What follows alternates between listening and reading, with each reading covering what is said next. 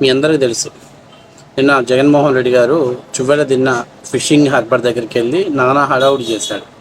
అసలు జగన్మోహన్ రెడ్డి గారి టూర్ వెనకాల ఉన్నటువంటి కారణాలు ఏంటి, ఆయన వెళ్ళినటువంటి టూర్ ఎంతవరకు సక్సెస్ అయింది అనే దాని గురించి మనం ఈరోజు డీప్గా డిస్కషన్ చేసుకుందాం. సో ఫస్ట్ టైం మీరు మన ఛానల్ చూసినట్లయితే దయచేసి మీరందరూ కూడా మా ఛానల్ని సబ్స్క్రైబ్ చేస్తారని, అలాగే హైక్ బటన్ ద్వారా మనకి ఫుల్ సపోర్ట్ చేస్తారని, అలాగే మీ మిత్రులకి మరియు మీ కుటుంబ సభ్యులకు మన వీడియోని షేర్ వేసి మీరు కొంత ప్రోత్సాహాన్ని అందిస్తారని మనస్ఫూర్తిగా కనుక్కుంటున్నా. ఎందుకంటే మీరు ఇచ్చేటువంటి ఈ ప్రోత్సాహం కొండంత బలాన్ని ఇస్తుంది నాకు. ఇక ఫిషింగ్ హార్బర్, చువ్వెలదిన్న ఫిషింగ్ హార్బర్కి మన దగ్గర నారా లోకేష్ గారు సాగర్ డిఫెన్సీ అని చెప్పేసి ఒక అద్భుతమైనటువంటి, అంటే భారతదేశంలోనే కాదు ప్రపంచంలోనే మొట్టమొదటిసారిగా ఒక అద్భుతమైన టెక్నాలజీ తోటి ఇక్కడికి రాబోతున్నటువంటి ఒక సాగర్ డిఫెన్సీకి ఒక 25 ఎకరాలు ఫస్ట్ ఫేజ్లో ఆయన కేటాయించారు. దానికి భూమి పూజ కూడా చేశారు. అయితే ఇక్కడ భూమి పూజ చేయటం కాదు, ఇక్కడ అసలు ముఖ్యమైనటువంటి కథ ఎక్కడ జరిగిందయ్యా అంటే, ఈ తమిళనాడు జాలర్లు ఆంధ్రప్రదేశ్లో ఉన్నటువంటి అంటే చువ్వెలదిన్న ఫిషింగ్ హార్బర్ దగ్గరలోకి వచ్చి చేపలు పట్టుకుంటున్నారు.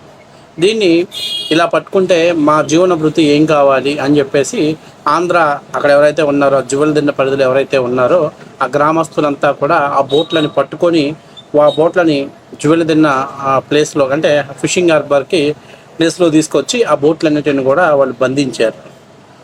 ఆ తర్వాత రాష్ట్ర ప్రభుత్వానికి ఒక తమిళనాడు ప్రభుత్వంతో చర్చలు జరిపి తర్వాత ఆ బోట్లను రిలీజ్ చేయాలనేది అక్కడ ఉన్నటువంటి మత్స్యకారుల డిమాండ్.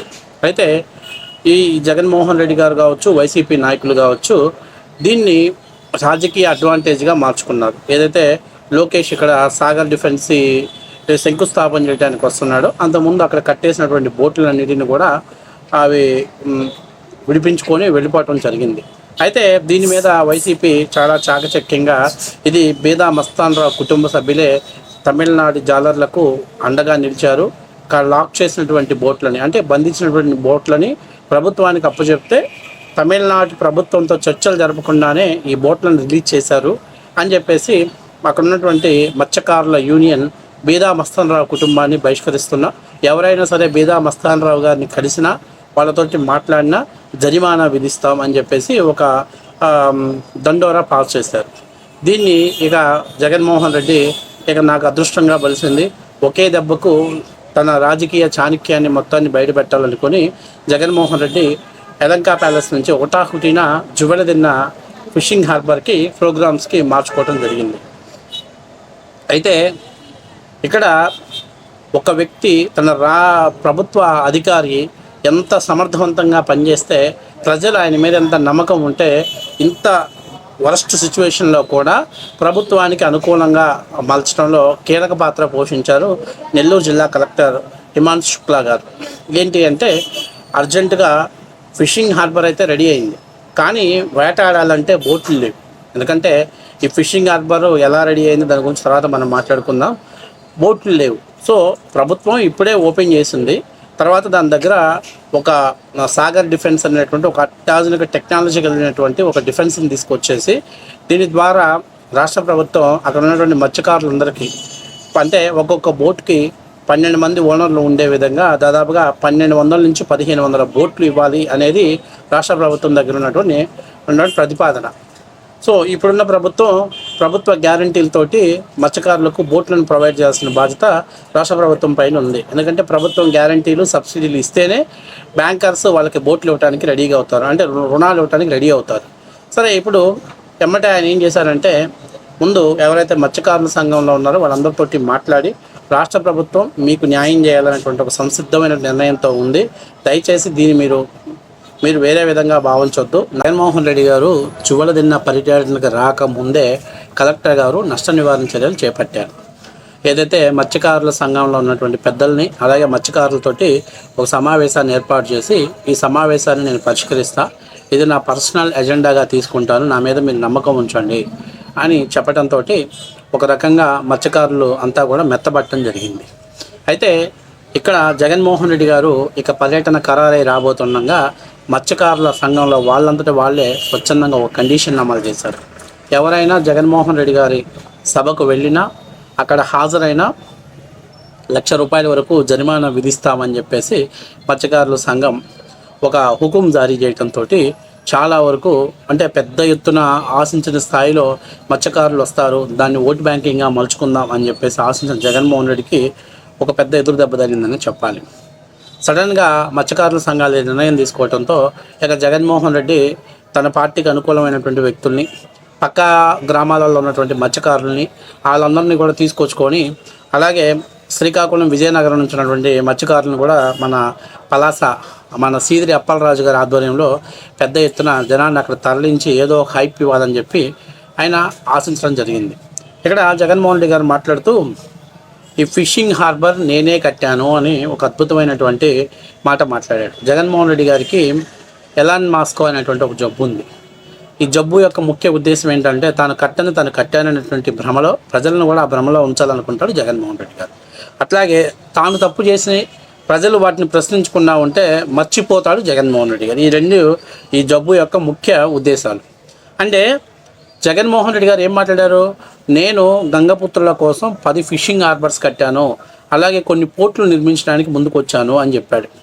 వాస్తవానికి 2016లో కేంద్ర ప్రభుత్వం సాగర్మాల అనేటువంటి ఒక నినాదంతో అంటే కేంద్రం రాష్ట్ర ప్రభుత్వాలు సంయుక్తంగా తీర ప్రాంతాలలో పెద్ద ఎత్తున ఫిషింగ్ హార్బర్స్ ప్లస్ పోర్ట్లు కట్టాలనేది కేంద్ర ప్రతిపాదన. దానికి గాను అప్పట్లో ఎన్డీఏ భాగస్వామిగా ఉన్నటువంటి తెలుగుదేశం పార్టీ ఆ భాగస్వామిగా ఉండటంతో 2016 డిసెంబర్లో కేంద్ర ప్రభుత్వం ఒక నోట్ రిలీజ్ చేసింది. ఆంధ్ర రాష్ట్రంలో 10 చోట్ల అంటే ఎక్కడెక్కడ మీరు ఫిషింగ్ హార్బర్స్ పెట్టుకోగలిగితే బాగుంటుందో వాటన్నింటినీ ఐడెంటిఫై చేసి బ్లూ ప్రింట్ రెడీ చేయండి అని చెప్పి చెప్పడంతో ఆ 10 ఫిషింగ్ హార్బర్స్ని అంటే పలానా ప్లేస్ బాగుంటుంది అని చెప్పి రాష్ట్ర ప్రభుత్వం సెలెక్ట్ చేసి కేంద్రానికి పంపించింది. అలాగే దుగ్గరాజపట్నం పోర్టు కావచ్చు, రాయపట్నం పోర్టు కావచ్చు, అలాగే మన గంగవరం పోర్టు కావచ్చు, అట్లాగే మచిలీపట్నం పోర్టు కావచ్చు, ఇలాంటి పోర్టులన్నింటినీ కూడా నిర్మించుకుంటే బాగుంటుంది అనేది బ్లూ ప్రింట్ కేంద్ర ప్రభుత్వానికి పంపించడం జరిగింది.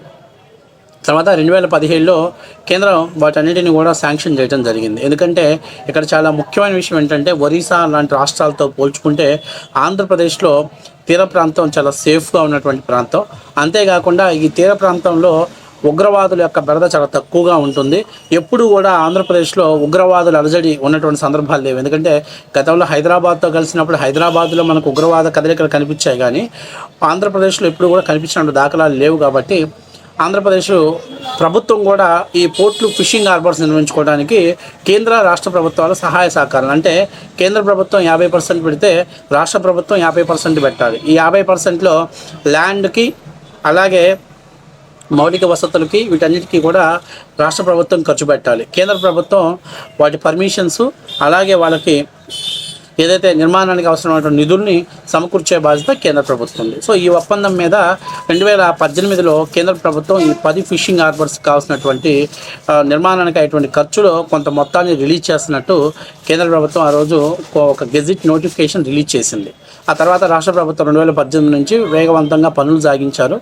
అయితే 2017లో కూడా దుగ్గరాజపట్నం కావచ్చు, రాయపట్నం పోర్టు కావచ్చు, లేకపోతే మచిలీపట్నం పోర్టు కావచ్చు నిర్మాణ పనులు వేగం అందుకున్నాయి.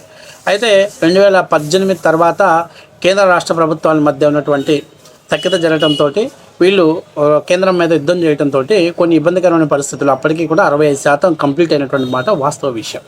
అయితే 2019 తర్వాత జగన్మోహన్ రెడ్డి ప్రభుత్వం వచ్చిన తర్వాత ఈ పోర్టులని ఆపకుండా కొనసాగించాడు మహానుభావుడు. ఎందుకు ఆపకుండా కొనసాగించాడో అది చాలామందికి తెలియదు. కేంద్ర ప్రభుత్వం నిధులు ఇవ్వకపోయినా అప్పుడు రాష్ట్ర ప్రభుత్వం దాదాపుగా 60% ఖర్చు పెట్టేసింది. ఇక ఇప్పుడు జగన్మోహన్ రెడ్డి పోర్టులన్నీ కూడా నిర్మాణం చేయాలంటే కేంద్ర ప్రభుత్వం నిధులు ఇస్తే సరిపోతుంది. కాబట్టి ఈయన డబ్బులేం పెట్టాల్సిన పని లేదు. పైపెచ్చు అక్కడ వచ్చేటువంటి డబ్బుల్లో కొంత పోర్టు నిర్మాణానికి కేటాయించి మిగిలిన అంటే ఫిషింగ్ హార్బర్స్ నిర్మాణానికి అలాగే కొన్ని కేటాయించి తన పర్సనల్ వ్యక్తిగతమైనటువంటి పథకాలకు మళ్లించుకున్నాడు అనేది వాస్తవ విషయం. సో 2024కి ప్రభుత్వం దిగిపోయే నాటికి మీ అందరూ తెలుసు జగన్మోహన్ రెడ్డి శంకుస్థాపన అంటే కుప్పంలో మీ అందరూ చూశారు. గేట్లు పెట్టి సెట్టింగ్ వేసి అక్కడ కుప్పంలో ఆయన బ్రహ్మాండమైనటువంటి కృష్ణా జలాలని కుప్పానికి పంపిస్తున్న చంద్రబాబు జీవితంలో కుప్పంలోకి కృష్ణా నీళ్ళు తీసుకురాలేకపోయాడు, కానీ నేను తీసుకొచ్చానని చెప్పి ఒక భారీ సెట్టింగ్ చేశాడు. ఆయన వెళ్ళిపోయినామంటే సినిమా సెట్టింగ్ లెక్కన గేట్లు అన్నీ కూడా పీక్ వెళ్ళిపోయారు. వస్తున్న నీళ్ళు ఎక్కడి నుంచి వచ్చినాయి అంటే పైనుంచి చూస్తే ఆ నీళ్ళన్నీ కూడా ఒక చోట భద్రపరిచి గేట్ల ద్వారా ఒక జగన్మోహన్ రెడ్డి ఉన్నంతసేపు ఆ నీళ్లు పోయే విధంగా ప్లాన్ చేసి జగన్మోహన్ రెడ్డి వెళ్ళిపోవడంతో ఆ నీళ్ళన్నీ కూడా పోయినాయి. అంటే అంత అద్భుతమైనటువంటి ఓపెనింగ్ చేశాడు జగన్మోహన్ రెడ్డి. ఇక ఎర్రగొండాయపాలెంలో ఉన్నటువంటి జాతికి అంకితం ఇచ్చినటువంటి వెలుగొండ ప్రాజెక్ట్, అసలు దాంట్లో ప్రాజెక్టు వర్కే కాదా, ప్రాజెక్టులో నీళ్ళే నిలపలా. ఎందుకంటే అక్కడ కాలువలు కాబట్టి నీరు పంపించగలిగాడు. ప్రాజెక్టు నీరు పెట్టాలంటే జగన్మోహన్ రెడ్డి వల్ల కాదు కాబట్టి ఏదో అరకొర పనులతో జాతికి అంకితం చేశాడు. అట్లాగే ఈ ఫిషింగ్ హార్బర్స్ని కూడా జగన్మోహన్ రెడ్డి హడావుడిగా ఎన్నికల్లో పొలిటికల్ స్టంట్ కోసం అని చెప్పేసి ఆయన ఓపెనింగ్ చేసిన హార్బర్స్ ఉన్నాయి. అయితే 2024 కొత్త ప్రభుత్వం వచ్చిన తర్వాత అన్ని పోర్టుల మీద, అన్ని ఫిషింగ్ హార్బర్స్ మీద రాష్ట్ర ప్రభుత్వం వేగవంతంగా అడుగులు వేయడం జరిగింది. ఎక్కడ ఈ పూర్తి అయిపోతే జగన్మోహన్ రెడ్డి తన క్రెడిట్ దెబ్బతినితో అవన్నీ నేనే చేశాను, నా క్రెడిట్ నేను, మచిలీపట్నం పోర్టు మొత్తం నేనే చేశాను, ఈరోజున మా ప్రభుత్వం ఓపెనింగ్ చేసి జాతికి అంకితం వ్యవసాయం మా ప్రభుత్వం మారిపోయింది అనేటువంటి డైలాగు అదే నేను చెప్పింది. జగన్మోహన్ రెడ్డికి ఉన్నటువంటి అతి పెద్ద ప్రాబ్లం ఇదే. తను చేయకపోయినా చేసినట్టు బాధపడుతూ ఉంటాడు. చేశానటువంటి భ్రమలో బతుకుతూ మిగతా వాళ్ళని కూడా అదే భ్రమలో ఉంచాలనుకుంటూ ఉంటాడు. అయితే ఆయన మాట్లాడుతున్నాడు, సాగర్ డిఫెన్స్ ప్రైవేట్ కంపెనీ ఇక్కడ ఉంటే నా ప్రభుత్వం వస్తే ఆ కంపెనీని ఇక్కడి నుంచి పంపించేస్తాను అని చెప్పాడు.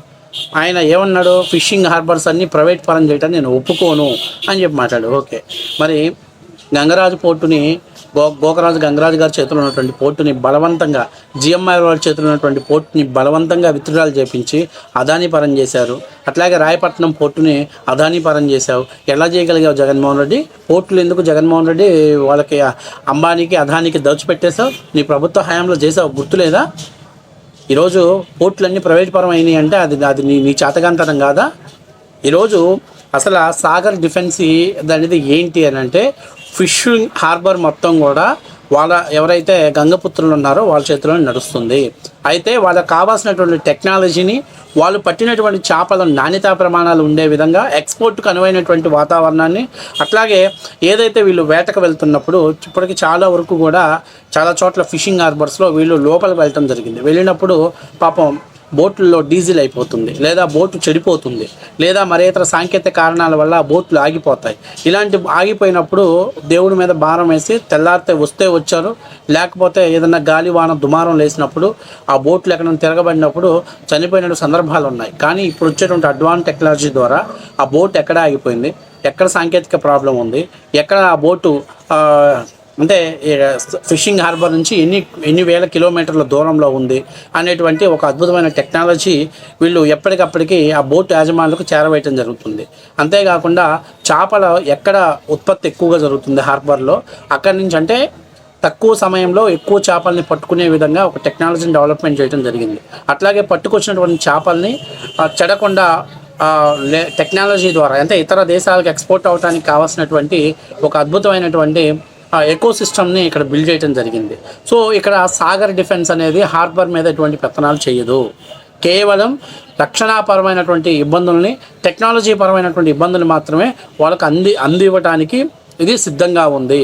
కానీ జగన్మోహన్ రెడ్డి గారు ఆ కంపెనీని తరిమేస్తా, ఈ కంపెనీని తరిమేస్తా, అసలు కంపెనీలే లేకుండా చేస్తా, నేను అధికారంలోకి వస్తే విధ్వంసమే నా ఎజెండా అని చెప్పి జగన్మోహన్ రెడ్డి మాట్లాడటం నిజంగా చాలా అంటే చాలా హాస్యాస్పదం. ఈయన ప్రైవేట్ కంపెనీలకు ఇవ్వద్దన్నప్పుడు మరి అదానీకి అంబానీకి ఎందుకు పోర్ట్లు కట్టబెట్టాడు జగన్మోహన్ రెడ్డి గారు? పాపం ఆయన భవిష్యత్ గుర్తులేదు. అదే నేను చెప్పింది. ఆయన చేయకుండా పనులు తను చేశానటువంటి భ్రమలో బతుకుతాడు.